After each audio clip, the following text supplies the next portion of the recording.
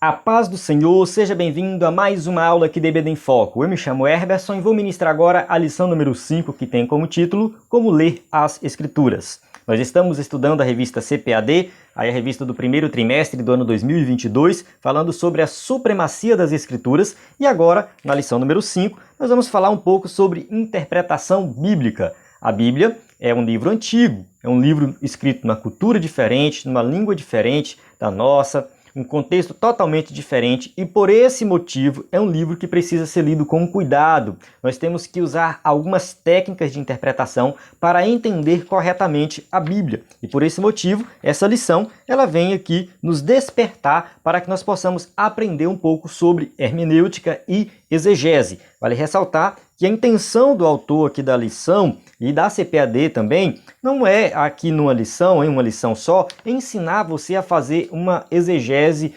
entender tudo de hermenêutica. A intenção da lição não é essa, a intenção da lição é mais assim, mostrar a necessidade que nós temos de interpretar corretamente a Bíblia, por isso que o título é Como Ler as Escrituras. Então, todo leitor ele é um intérprete, querendo ou não, ele é um intérprete. Então, aqui a lição vem falando da necessidade de nós nos aprofundarmos em métodos e metodologias para interpretar corretamente as Escrituras. Então, aqui você vai entender o que é hermenêutica, o que é exegese, e essa aula aqui é a aula de destaque do EBD em Foco. Então, eu vou destacar alguns pontos aqui nessa aula, vou falar, passar em cada ponto aqui da lição, cada ponto eu vou fazer um destaque. No primeiro ponto eu vou falar de exegese, no segundo sobre a iluminação, e no terceiro vou falar sobre a questão da interpretação em si, falando mais de exegese e também de hermenêutica. Na verdade, que você que conhece aqui a aula de destaque, sabe que a gente acaba misturando os tópicos aqui e pegando os temas dentro da lição e abordando esses temas de maneira mais detalhada. Eu acredito que fica até mais interessante. Se você quer uma aula que segue a sequência da lição à risca, você pode assistir o nosso primeiro vídeo, que foi postado na segunda-feira, está disponível no site ebdenfoco.com, no nosso canal do YouTube, e nesse vídeo aqui tem a descrição, tem o link dele na descrição para você assistir o outro vídeo. Este vídeo de destaque é o vídeo onde eu vou simplesmente destacar alguns pontos sem necessariamente seguir a sequência da lição. É uma aula totalmente diferente. E você que está acostumado sabe que a gente está com conteúdo novo dentro do site ebdenfoco.com, e na descrição do vídeo tem um link para você acessar um curso sobre interpretação bíblica, uma aula de introdução à hermenêutica e uma aula de exegese. Olha, o link da aula de exegese é imperdível. Tá? Imperdível. É uma aula de 45 minutos que eu uso um slide em PowerPoint apresentando o método histórico gramatical que tanto é citado aqui pelo autor, tanto na revista quanto no livro de apoio. Então é um método muito bom para interpretar a Bíblia, e você vai ter uma abordagem completa desse método. É claro que você vai correr atrás de mais conteúdo, mas esse método ele vai te preparar para interpretar corretamente a Bíblia, principalmente se você é professor da EBD.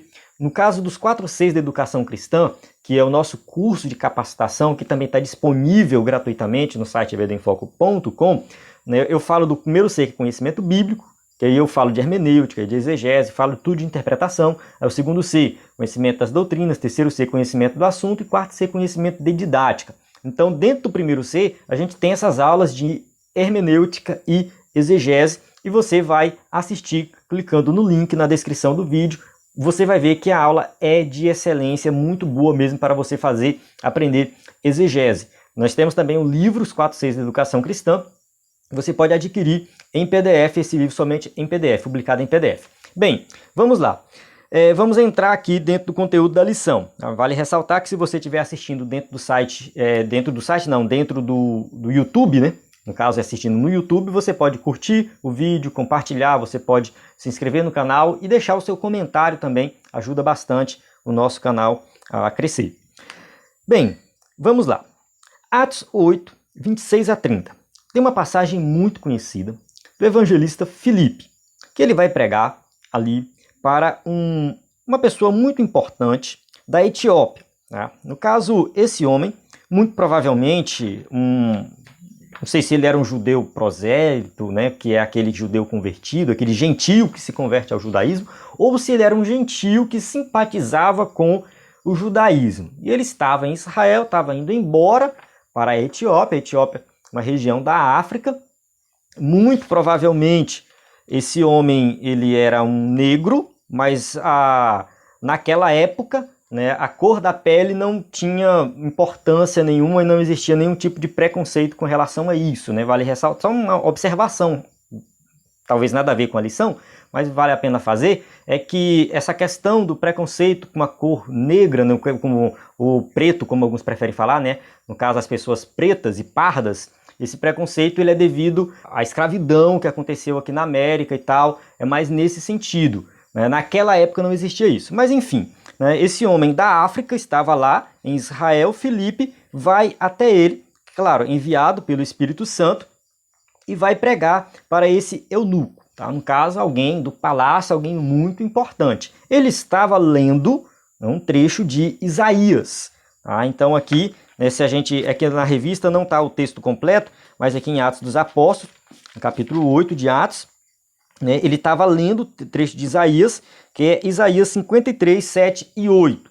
Então aqui, né, se você comparar essa leitura aqui, esse texto de Isaías 53, 7 e 8, com o que a gente tem lá atrás em Isaías, você vai observar que é um pouquinho diferente. Aí a gente tem que lembrar das aulas anteriores, né, que a gente falou da tradução da Septuaginta, no caso que é a tradução do Antigo Testamento do hebraico para o grego. Lucas, quando escreveu o livro de Atos, ele usou a Septuaginta. E muito provavelmente, no caso que ele usou o texto grego, as citações do Antigo Testamento que a gente tem no Novo Testamento são tiradas, na sua maioria, da Septuaginta. E muito provavelmente este eunuco estava lendo em grego. É pouco provável que ele estava lendo em hebraico, muito provável que ele estava lendo em grego. Então a gente tem aqui no texto de Atos a tradução, no caso do grego do hebraico para o grego, né, que já existia naquela época. E quando a gente vai para o livro de Isaías aqui na nossa Bíblia, a gente tem a tradução direto do hebraico para o português. Por isso que dá uma pequena divergência aí, quando você compara. De certa forma, este eunuco estava lendo uma passagem e ele não estava entendendo. Claro, o Espírito Santo, na sua soberania, conduziu Filipe até ele, e Filipe fez uma pergunta muito interessante. Tu entende o que lês? Na minha tradução está diferente, tá? O versículo 30 está assim: compreendes o que vens lendo? De certa forma quer dizer a mesma coisa. Entende o que lês? Já é o título até de um livro de interpretação bíblica que eu quero indicar aqui, que é do Gordon Fee, excelente, um dos melhores livros que tem para começar a estudar hermenêutica. Eu indico, é um livro muito bom, não é um livro para ser lido na correria, é para ser estudado, detalhado, lido e relido, e você ter aí para consultar sempre que precisar. Bem, quando ele faz essa pergunta, né, ele fala assim: como poder entender se alguém não me explicar?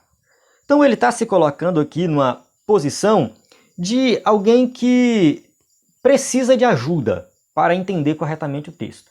Então alguém que, se submete realmente ao texto e entende que aquele texto não é um texto qualquer, é um texto importante, é um texto que causou impacto na vida dele, mas ele ainda não compreendeu 100% daquele texto. Ele precisa de uma compreensão melhor. E ele fala assim: o profeta fala de si mesmo ou fala de um outro? E aí, claro, Filipe foi expor o evangelho. Filipe usou o quê? O Antigo Testamento para falar de Jesus.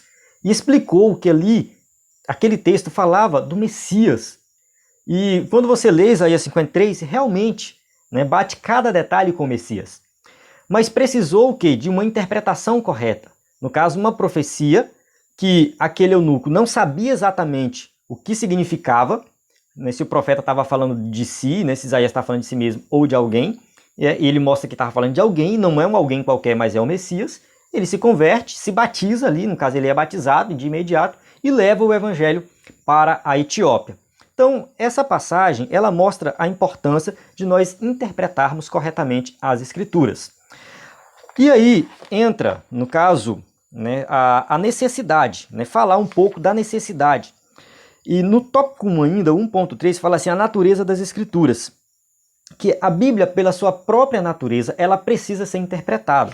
Muita gente vai discordar disso. Muita gente, não tem necessidade de interpretar a Bíblia, o Espírito Santo vai iluminar a nossa mente, nós vamos ter toda a compreensão do texto, e não existe necessidade de ter livros de interpretação, ler comentários, nada disso é necessário. Muitas pessoas vão por esse caminho, né, que diz que não tem necessidade de nós lermos qualquer outra coisa que não seja a Bíblia. Só que assim, tá, vamos lá. Quando Paulo escreve a carta à igreja de Corinto, o que acontece? Os primeiros leitores estavam dentro do contexto que eles entendiam tudo que Paulo tinha escrito. Paulo recebeu informações deles, eles enviaram carta para Paulo, Paulo envia a carta de volta. A carta é escrita em grego, eles sabem grego, grego koiné, que é o grego comum, eles leem grego, eles entendem todo o contexto da cidade, é algo muito natural para eles, muito natural. Então, os primeiros leitores da carta de Paulo aos Coríntios não precisavam recorrer a nenhum método de interpretação. Eles interpretavam naquele momento da leitura, porque estava dentro do contexto deles. Agora passou-se quase 2000 anos. A língua que foi escrita nem existe mais, que é o grego koiné, o grego antigo, o grego comum da época. O grego moderno é diferente. Já começa a complicar por aí. A cidade de Corinto nem existe mais. Já, né? Enfim, pode ser que exista uma Corinto moderna, eu nem pesquisei isso, mas não tem nada a ver com aquela antiga. Tá? Aquela antiga já se foi. Tá? Já é um outro contexto. A cultura da época é outra, diferente de hoje. A política da época, a cidade ficava na região da Grécia, mas era domínio do Império Romano. Então, assim, tem vários detalhes que estão longe da nossa realidade. E daí a necessidade de nós recorrermos aos livros. Porque quando você vai para um livro que explica sobre a cidade de Corinto, aí você vai entender primeiro sobre a língua, sobre a cultura, sobre, né, a política da época. Era uma cidade marítima, onde ficava ali, tinha alguns portos, né, que no caso abastecia a cidade. Por esse motivo, era uma cidade que chama de cosmopolita, ou seja, tinha pessoas de várias regiões do mundo. Então, né, quando vinham embarcações de outras regiões, essas pessoas que vinham dessas regiões traziam os seus deuses. Então tinham vários deuses que eram adorados lá. Era uma cidade grande, alguns estudiosos chegam a dizer que tinha 500 mil habitantes na cidade de Corinto, sendo que a maior parte dessa população, cerca de 350 mil, eram escravos. Somente 150 mil eram livres. Imagina uma cidade onde a grande maioria é escravo. O sistema de trabalho da época era diferente dos dias de hoje. A escravidão era algo totalmente normal e comum. É claro que dentro do contexto cristão ela tem uma pequena diferença aí que não vai dar para falar aqui agora, mas era normal a escravidão. Então, esse contexto da época, a gente só sabe com especialistas da área. E esses especialistas escreveram livros, daí a necessidade de nós lermos os livros. Nós temos um dicionário bíblico para ver a tradução correta das palavras, nós temos bíblias de várias versões diferentes, observar as variantes. Então, assim, são vários detalhes que nos obriga a recorrer a algum método de interpretação devido à natureza da Bíblia em si. A natureza da Bíblia, não é porque Deus falou difícil e a gente tem que recorrer à teologia, à interpretação e tal, hermenêutica, exegese para entender a Bíblia. Porque Deus quis se comunicar de forma muito complicada e a gente precisa decifrar a mensagem. Não é isso.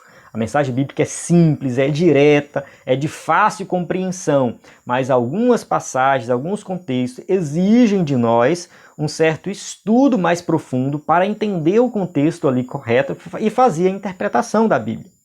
E daí a necessidade de fazer o que a gente chama de hermenêutica e exegese.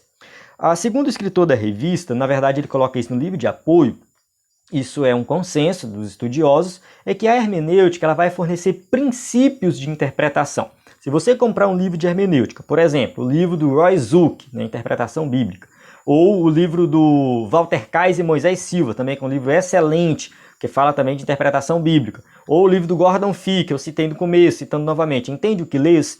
Também um livro de interpretação bíblica. O que você vai encontrar nesses livros de hermenêutica? Você vai encontrar lá, como que eu interpreto uma profecia? Aí ele vai falar da profecia, dos princípios básicos da profecia, como que você interpreta a profecia. Como que eu interpreto a poesia hebraica, os salmos, os provérbios, enfim. Você vai ter a estrutura da poesia hebraica.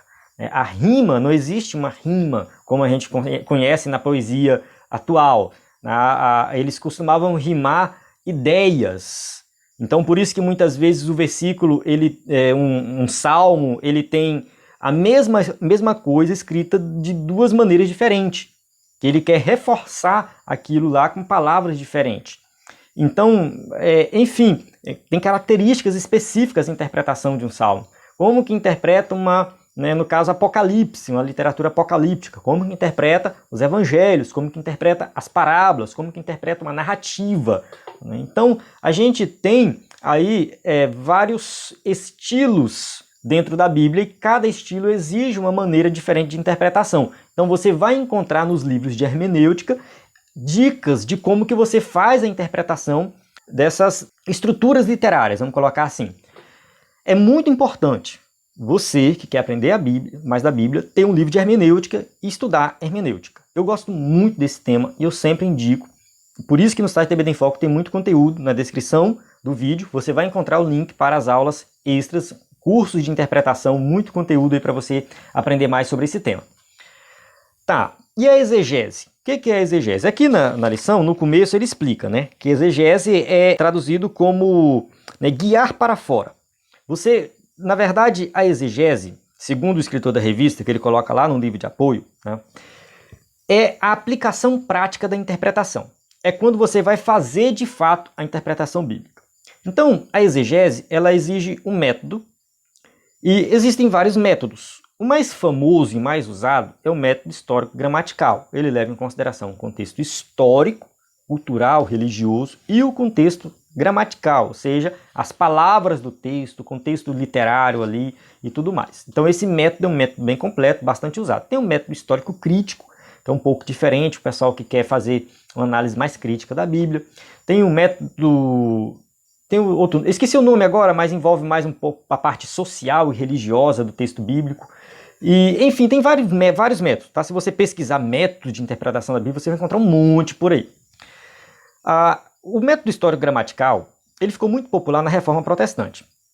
E eu vou explicar aqui a estrutura dele, mais ou menos assim a estrutura dele, mas se você quiser aplicar esse método, entender, clica no link que você vai ter uma aula sobre esse método.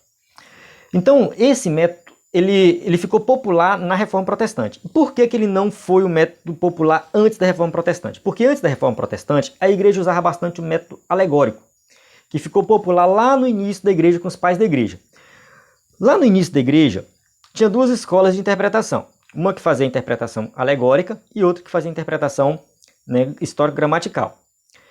Essa interpretação alegórica é aquela interpretação que dá significado para o texto, para cada elemento do texto. Eu sempre cito nas minhas aulas, que acaba sendo o exemplo mais comum dos livros de hermenêutica, é a interpretação que Agostinho dá da parábola do bom samaritano, que ele coloca lá o bom samaritano como sendo Jesus, os salteadores é Satanás, o homem que caiu lá significa Adão, o homem que pecou, aí tem o significado para o azeite, para as moedas, para a hospedaria. Então ele interpreta a parábola dando significado para cada elemento da parábola. Isso é alegorizar o texto bíblico. Qual é o problema desse método alegórico? É que ele é um método que é muito subjetivo e cada intérprete pode dar um significado diferente para essa alegorização. Algumas pessoas, um outro exemplo, algumas pessoas gostam de interpretar as cartas de João nas igrejas do Apocalipse como sendo que cada igreja representa um período histórico da igreja de Cristo na Terra. Isso também é uma maneira de alegorizar o texto, porque o texto não deixa isso explícito. Inclusive, o meu TCC do meu bacharelado de teologia foi sobre essas interpretações das cartas de Apocalipse. Eu vou até ver se eu disponibilizo ele para você ler. Quem quiser também, se não encontrar o link, pode entrar em contato comigo solicitando. Foi um artigo que eu escrevi falando sobre esse tema. De certa forma, esse método alegórico, ele predominou durante a história da igreja. ele existia, na verdade, existiam 4 níveis de interpretação, né? Tinha um nível mais espiritual, aí tinha um nível mais prático, enfim. Acabou que a igreja adotou ele por muito tempo. O método histórico-gramatical, ele foi usado no começo da igreja, mas assim, muitos dos seus usuários, no caso seus defensores, aqueles que usavam, cometeram alguns deslizes e foram acusados de heresia. Então eles associaram o método à heresia, que é um erro. O método é um método, o fato da pessoa ser um herege é outra história. Então algumas pessoas foram consideradas praticar algum tipo de heresia, né, cometer alguma heresia, difundir heresias, foram condenados pela igreja, mas o método foi junto. Aí a igreja não usou esse método histórico-gramatical. Quando chega na época de Lutero, Lutero meio que ressuscita esse método e fala, não, esse método é o melhor, a melhor opção. Aí ele se tornou popular e hoje a maioria dos evangélicos, dos teólogos evangélicos usam esse método histórico-gramatical. Então esse método ele consiste em você pegar o texto e, em primeiro lugar, você não vai ler só um versículo, você vai ler o que chama de perícope. É quando o texto tem começo, meio e fim. No caso, um parágrafo. Se você pegar a sua Bíblia, abrir em Atos 9, que está aberto aqui, Atos 9, de 1 a 9 é um parágrafo. Depois do 10 ao 19 é outro parágrafo. Então, você vai pegar um parágrafo para interpretar, que é assim, eu vou pregar na igreja. Pega esse parágrafo. É melhor do que você pegar só um versículo isolado. Tá, você pegou esse parágrafo. Agora você vai ler, reler esse parágrafo e vai fazer algumas anotações sobre ele. Né? O que você percebe aqui dentro desse parágrafo. Depois, você vai fazer uma análise do contexto histórico que essa história acontece. Contexto cultural. Tem algum elemento cultural dentro dessa passagem aqui da conversão de Saulo? Algum elemento cultural que é importante? Que às vezes, o texto alguma questão cultural não influencia no texto. Então você pode pular essa parte. Mas a questão religiosa está muito forte aqui. Paulo estava indo para a cidade de Damasco perseguir os cristãos. Então aqui, já um contexto religioso é muito importante a gente falar. Paulo era fariseu, então tem que explicar quem eram os fariseus, entender esse contexto religioso. Então o contexto cultural, mais ou menos. O religioso, sim. O político, bom também falar dessa passagem. Pesquisa um pouco sobre o contexto político. Entende? Você vai dar essa contextualizada. A ideia, tem até um livro chamado A Espiral Hermenêutica, que você vá lendo o texto, estudando, cavando o texto e fazendo uma espiral, até você chegar o mais próximo possível do significado real do texto. O que Lucas tinha em mente quando ele escreveu esse texto aqui. Então, essa espiral onde você vai analisando, até chegar o mais próximo possível do significado real do texto, isso é exegese. Porque além dessa questão do contexto cultural, você vai ver, eu estou dentro de uma narrativa. Como que eu interpreto uma narrativa? Você vai pegar o livro de hermenêutica que fala de narrativa. Os princípios de interpretação estão na onde? Na hermenêutica. A prática está onde? Na exegese.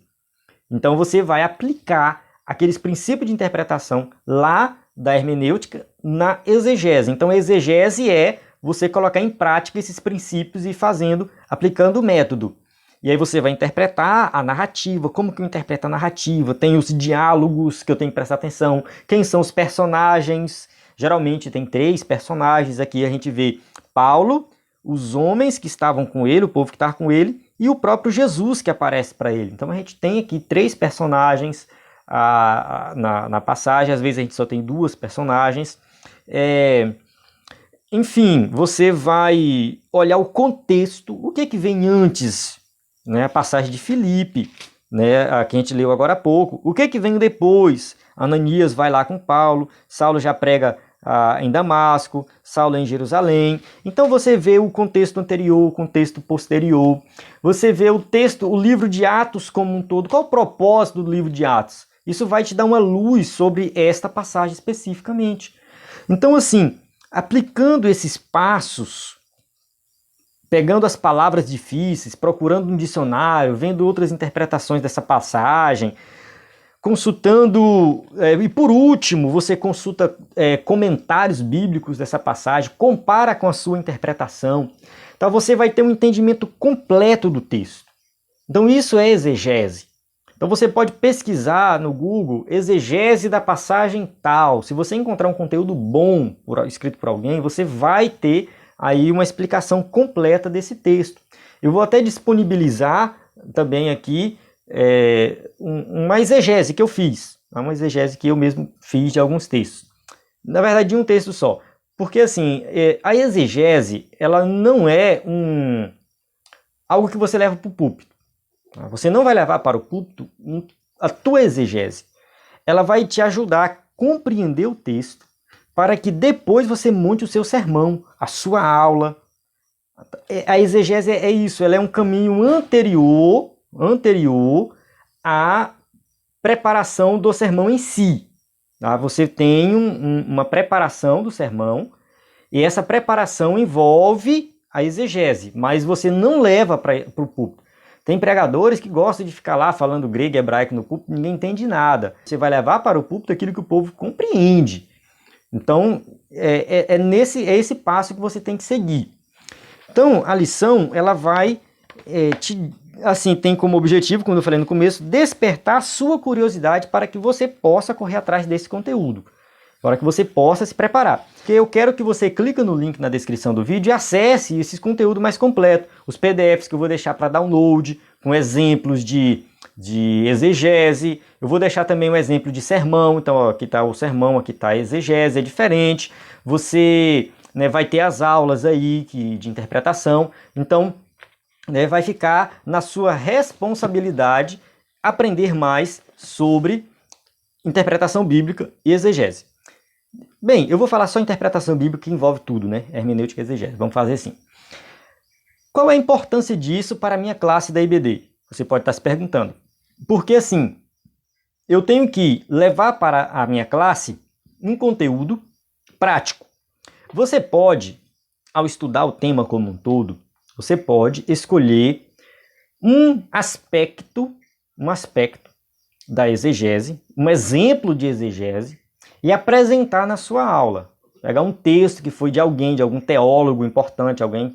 O Gordon Fee tem um livro sobre exegese, ele faz exegese de vários textos. Então você pode apresentar para os seus alunos a exegese de um texto e explicar os passos da exegese. E assim, mostrar que todo mundo, ao ler a Bíblia, faz uma interpretação. Daí a necessidade de, encontrou uma passagem difícil? Procure alguém. Encontrou uma passagem que você não entendeu? Procure alguém que sabe mais do que você. O eunuco era alguém da realeza, mas ele fez o quê? Procurou alguém. Na verdade, o Espírito Santo enviou alguém, né? Que foi Filipe. Mas ele foi humilde e falou, olha, não estou entendendo. Então, se você não está entendendo, você não tem a base para compreender, procure. Vá atrás, procure alguém. E você que é professor da IBD, você vai procurar se capacitar nesse sentido. Vai comprar livros, vai fazer cursos, vai ler material. Enfim, você vai se responsabilizar em fazer essa caminhada a longo prazo para aprender interpretação bíblica. Amém? Então, vou encerrar aqui a aula. Clique nos links para você acessar o conteúdo mais completo. E qualquer dúvida, envie uma mensagem no nosso WhatsApp. Nosso número é 94 98409 2869. Esse número está distribuído aí no site TV em Foco, nos nossos vídeos. Você pode mandar uma mensagem a qualquer hora, a qualquer momento, que nós estamos à sua disposição para lhe ajudar no que for necessário. A paz do Senhor, até a próxima aula.